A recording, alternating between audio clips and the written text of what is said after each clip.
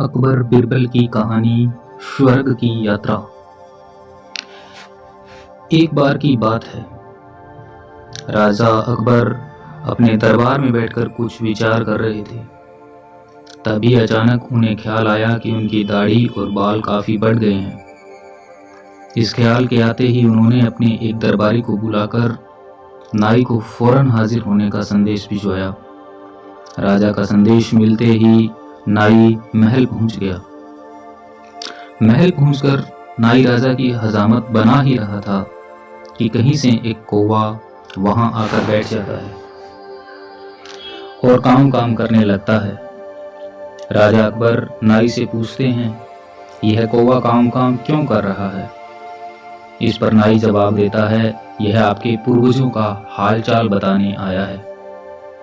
नाई के इतना कहते ही राजा अकबर आश्चर्य से पूछते हैं, तो बताओ फिर यह कौवा मेरे पूर्वजों के बारे में आखिर क्या बता रहा है? राजा के इस सवाल पर नाई कहता है, यह कौवा कह रहा है कि आपके पूर्वज स्वर्ग में मुसीबत में हैं और काफी परेशान हैं। उनका हालचाल लेने के लिए आपको अपने किसी करीबी को स्वर्ग भेजना चाहिए। नाई की यह बात सुनकर राजा अकबर और भी हैरान हो जाते हैं।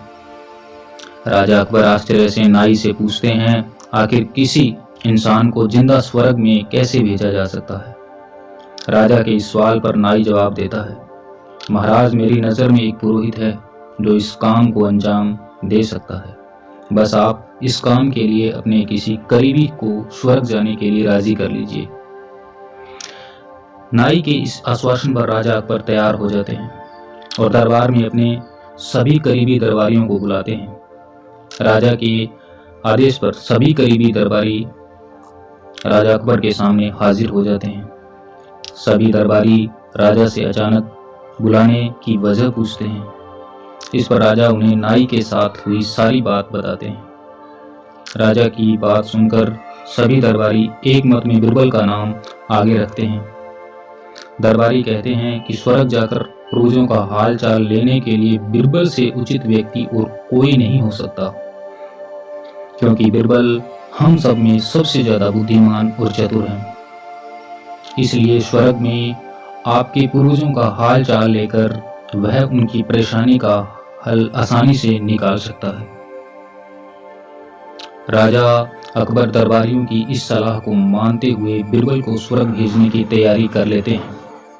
इस बात का पता चलते ही बिरबल शहंशाह अकबर से पुरोहित को बुलाकर स्वर्ग भेजने की विधि के बारे में पूछते हैं। बिरबल की इस बात पर राजमहल में पुरोहित को बुलवाया जाता है। पुरोहित के आते ही उनसे स्वर्ग जाने की विधि के बारे में पूछा जाता है। पुरोहित बताते हैं, आपको यहीं पास में मौजूद एक घास के ढेर में भेजा जाएगा। बाद में उस ढेर में आग लगा दी जाएगी। फिर कुछ मंत्रों की शक्ति से आपको स्वर्ग भेज दिया जाएगा। स्वर्ग जाने की प्रक्रिया जानने के बाद बिरबल राजा अकबर से करीब 11 दिन का समय मांगते हैं और पुरोहित को 11 दिन बाद बुलाने की बात रखते हैं। वह कहते हैं, मैं स्वर्ग जा रहा हूं और कितने दिन मुझे लौटने में लगेंगे इस बारे में निश्चित तौर पर कुछ भी कहना मुश्किल है। इसलिए स्वर्ग जाने से पहले एक बार मैं अपने परिवार से मिलना चाहता हूं और कुछ समय बिताना चाहता हूं। बिरबल अपने घर जाने के लिए महल से रवाना हो जाते हैं। देखते देखते 11 दिन बीत जाते हैं। 12वें दिन बिरबल स्वर्ग जाने के लिए राजा अकबर के सामने हाजिर होते हैं। पुरोहित को बुलाया जाता है और बिरबल को स्वर्ग भेजने की तैयारी की जाने लगती है। पुरोहित बिरबल को स्वर्ग भेजने के लिए महल से कुछ दूर घास का एक ढेर लगवाते हैं। बिरबल को स्वर्ग भेजने के लिए घास के ढेर के अंदर भिजवाया जाता है। घास के ढेर के अंदर जाते ही पुरोहित घास के ढेर में आग लगा देते हैं और बिरबल को स्वर्ग भेजने की प्रक्रिया पूरी होती है। धीरे धीरे 2 महीने बीत जाते हैं और राजा अकबर को बिरबल की चिंता होने लगती है। तभी अचानक बिरबल दरबार में हाजिर हो जाते हैं। राजा अकबर बिरबल को देखकर प्रसन्न होते हैं और अपने पूर्वजों का हाल चाल पूछते हैं। तब बिरबल बताते हैं, आपके पूर्वज काफी खुश हैं और मजे में हैं। उन्हें बस एक ही तकलीफ है कि उनकी दाढ़ी और बाल काफ़ी बड़े हो गए हैं, जिन्हें काटने वाला स्वर्ग में कोई नहीं है, इसलिए वहाँ उन्हें एक नाई की ज़रूरत है। बिरबल कहते हैं, ऐसे में हमें आपके पूर्वजों के लिए एक अच्छे नाई को स्वर्ग भेजने की तैयारी करनी चाहिए। बीरबल की इस बात पर राजा नाई को स्वर्ग जाने का आदेश देते हैं। राजा का आदेश सुनकर नाई घबरा जाता है और राजा के पैरों में गिरकर माफ़ी मांगने लगता है। नाई राजा से कहता है कि यह सब कुछ उसने वजीर अब्दुल्लाह के कहने पर किया था। यह सब उन्हीं की साजिश थी ताकि वह बिरबल को अपने रास्ते से हटा सकें। अब राजा अकबर के सामने सारी सच्चाई आ चुकी थी।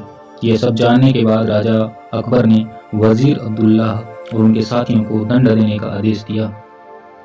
अंत में राजा अकबर बिरबल से पूछते हैं, तुम्हें इस सच्चाई का पता कैसे चला और तुम घास के ढेर में आग लगने के बाद कैसे बच गए? तब बिरबल जवाब देते हैं, आग के ढेर में जाने की बात सुनकर मुझे इस साजिश का अंदाजा हो गया था। इसी वजह से मैंने 11 दिन का समय मांगा था। उन 11 दिनों में मैंने उस घास के ढेर वाले स्थान के नीचे से अपने घर तक सुरंग बनवा दी थी।